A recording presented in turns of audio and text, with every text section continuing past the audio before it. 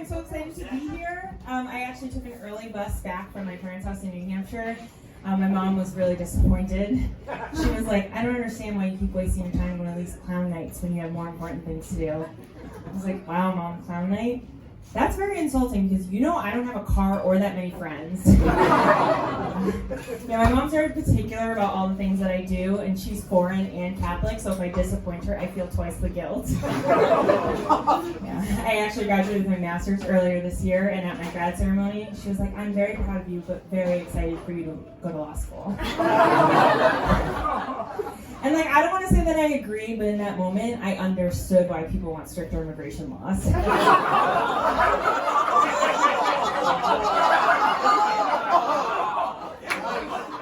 mean, she's gotta go.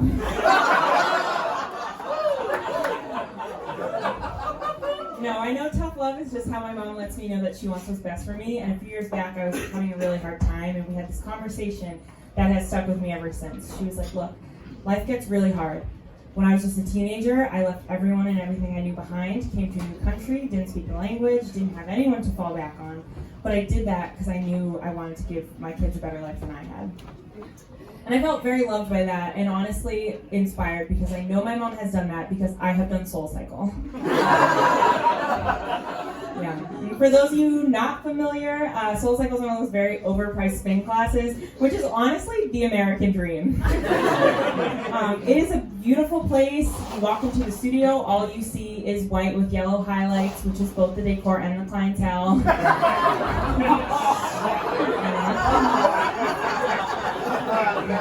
It's very cool. Actually, these ladies walked in earlier and I was like, I swear I remember them from my 10:30 class. They're kind of diverse though. They're like brunette with balayage, brunette with highlights, ashy blonde. Yeah, no, but it's really cool. It's a really fun exercise class. You're like dancing on a bike. It's like a hip hop house music remix. And there's like not a lot of places you can go and have 40 white people all dancing on beat at the same time. But I know that's what my mom wanted. You know, in 4th grade, she had to drop out of school and become a farmer to help support her family. And she was probably like tending to the crops thinking, there's gotta be more to life than this. One day, my daughter is going to pay money to ride a stationary bike with a bunch of women who have no student loan debt.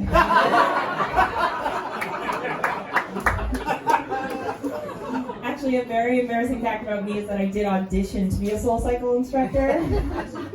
Which is how I knew I was kind of at rock bottom because an upgrade to my life was going to be making minimum wage on a bike going nowhere.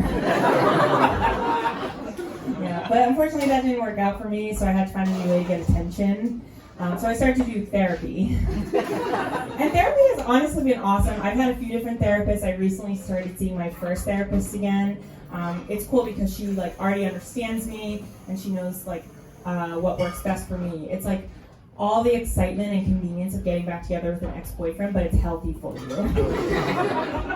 And she's actually very curious about patterns in my dating history because as a woman of color, I've dated mostly white men and she finds that troubling. Understandably so. And she asked me all these like really invasive questions in this like soft voice. Like, why do you think it is that you have a great relationship with your father, but you don't really seem to date men that look like him? I'm like, well, that's wicked rude, but the answer's kind of in the question. And then she goes on to say, sometimes people of color will date white people because of their proximity to power. And I was like, wow, Eileen, you need to lower your fucking voice. Because you are almost correct. And honestly, she would be entirely correct if any of the men I've ever dated had any power. Or even a job. And I don't think it's totally fair. I would say a lot of the guys I've dated have been spicy white. You know? If you don't know what that is, spicy white is like when you look at a man and you know that he's white, but he might not be circumcised.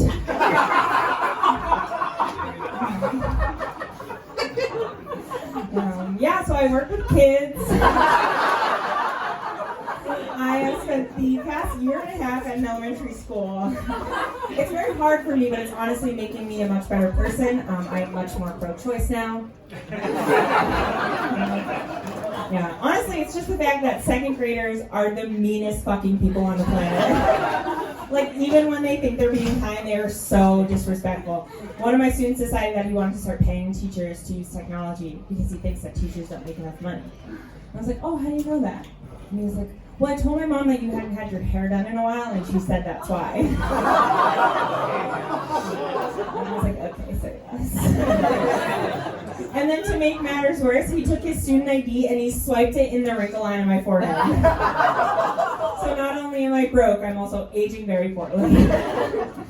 I had another student who is extremely competitive. We were playing Simon Says, and he got really upset with me because he thought that I was targeting him. He was like, you did this on purpose. You wanted to see me suffer. You just went from being a teacher to a cheater. I know, and I was like, oh my god, this does suck, because now I see that you're actually funnier than I am.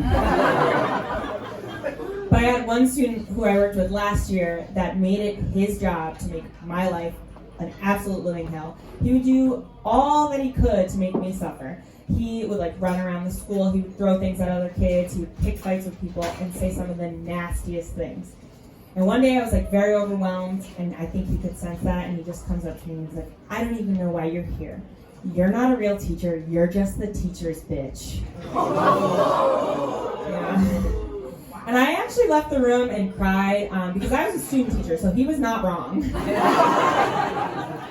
Then I was like, all right, I'm an adult, I need to get my shit together, get back in there and do my job. But the minute I walk in, he looks at me and goes, why are your eyes watering? Did I make you cry? So I just lied and told him that my grandma died, because I will never admit defeat to an 8-year-old. But then that backfired, because a few days later, he was like, hey, remember when your grandma died? Yeah. So naturally, I just lost my fucking mind and was like, hey, remember when I brought you to the nurse because you pooped yourself?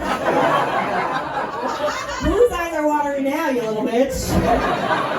All right, you guys have been so much fun. Thank you.